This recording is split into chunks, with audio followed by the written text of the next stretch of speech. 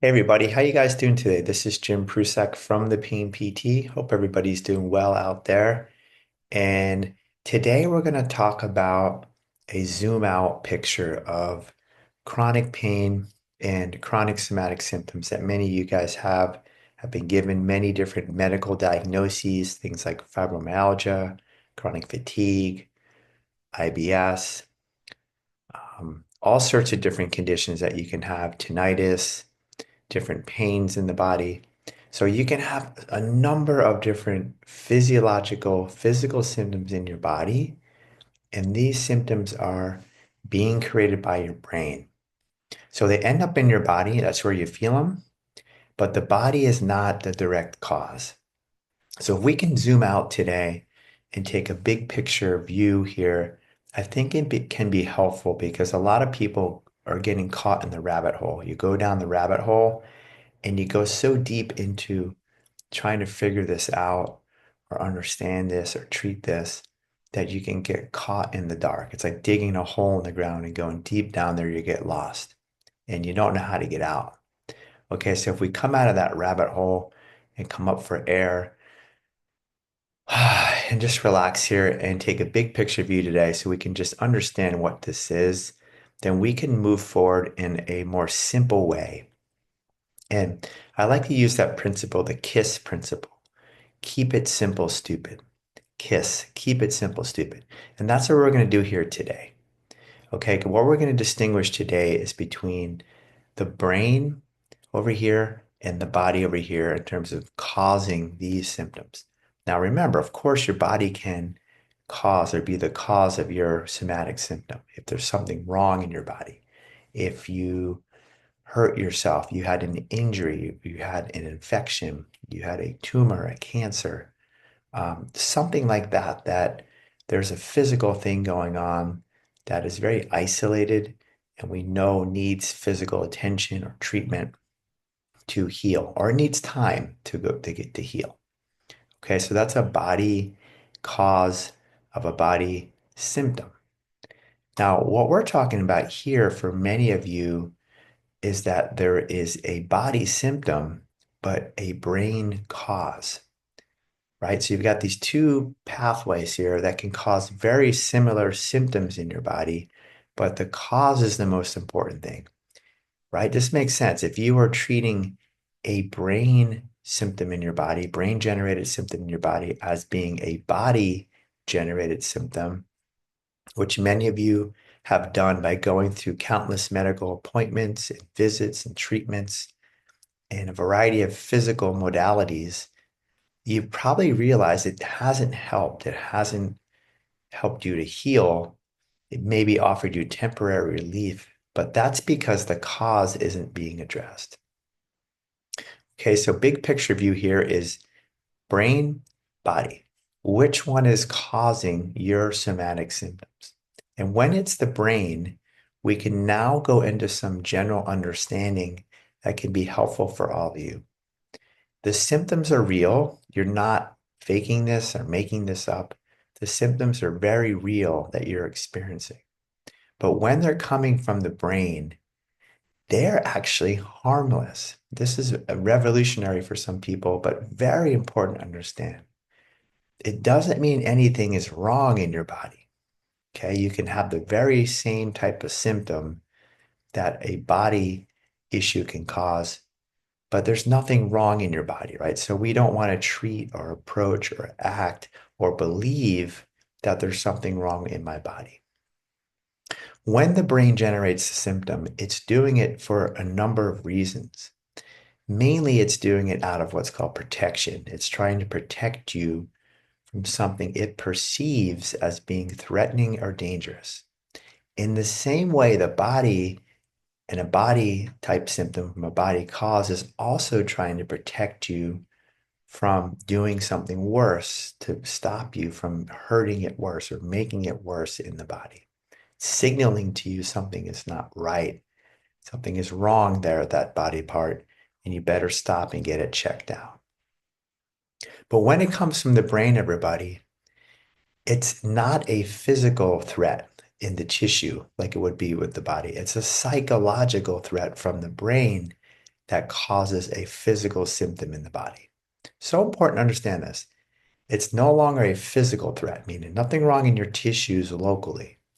The brain feels psychologically threatened or under danger and kicks out this symptom in your body as either a protective reaction or a reaction due to sensitivity or an emotional reaction or a learned reaction, what we call conditioned reaction or associated reaction, or possibly now what we call predictive coding reaction. The brain anticipates and predicts something. So we can have a number of reasons from your brain why you're having symptoms in your body, but it's mainly generally coming from big picture here, brain that feels psychologically threatened and under danger, not physically threatened, right? So there's no issue in the tissue, it's upstairs in the brain. So when this happens, everybody, it's harmless, right? That the symptom itself is not physically damaging or harmful. It's a signal from your brain. And we need to just decipher, okay, what is this about? What is the brain doing? Why is it reacting this way? But I need you to come big picture for a while, which is helpful to realize that that symptom, when it's caused by your brain, is physically harmless. Harmless. It cannot harm you. It can hurt, but it doesn't harm. So important to understand that. Because if we think it's harmful, now we go down another pathway of creating more reaction to the symptom, right? We go into the physical treatments, especially if you think it's physical and you go to treating your body now. What happens is you can now get set up in a stage where this prolongs itself. It becomes very chronic, and people don't realize this. They don't know that the symptom is created by the brain. They've been told by many practitioners it's created by the body. So it's not your fault. You can get caught going down that road. But what we need to do now is switch to the brain. Once you know, and again, this is not a faith healing, this is based on your evidence.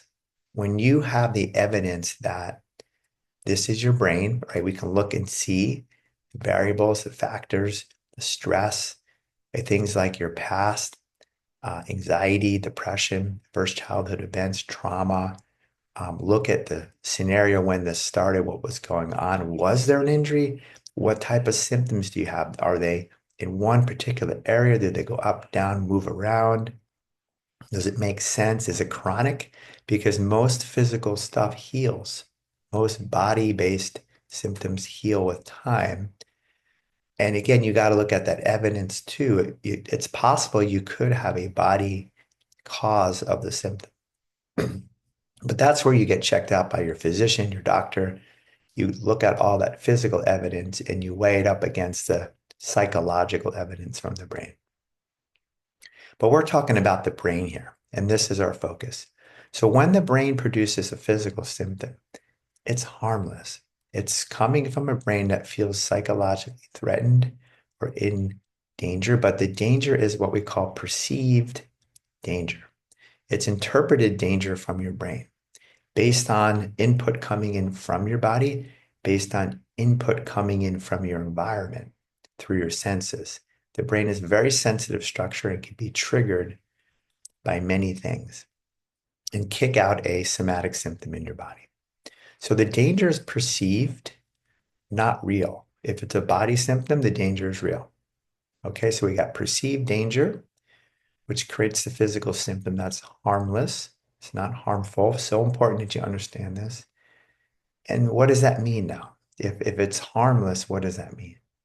Well, it means we shouldn't be making this into anything harmful. Okay, we should physically get back to things that we've stopped doing. We should start knowing and understanding, believing this is just my brain. We can then go further into some of the other work that we talk about here in the emotions, looking at the reasons why, the conditioning, the beliefs, the learning, all the things that sensitization, the things I mentioned. But big picture view here is really helpful because it helps you to stay on track here. Keep it simple. When this is your brain causing this in your body, which you can gather from your evidence, it's harmless, everybody. So important. That takes a huge sting out of it. It takes a huge importance out of the symptom. I'm going to share with you guys a study soon on the evidence of the week, how the meaning you give to the symptom is really important, right? If you give the somatic symptom a lot of meaning, when it's just being caused by your brain, you're blowing up the intensity and magnification of the symptom. This is also known as a false alarm.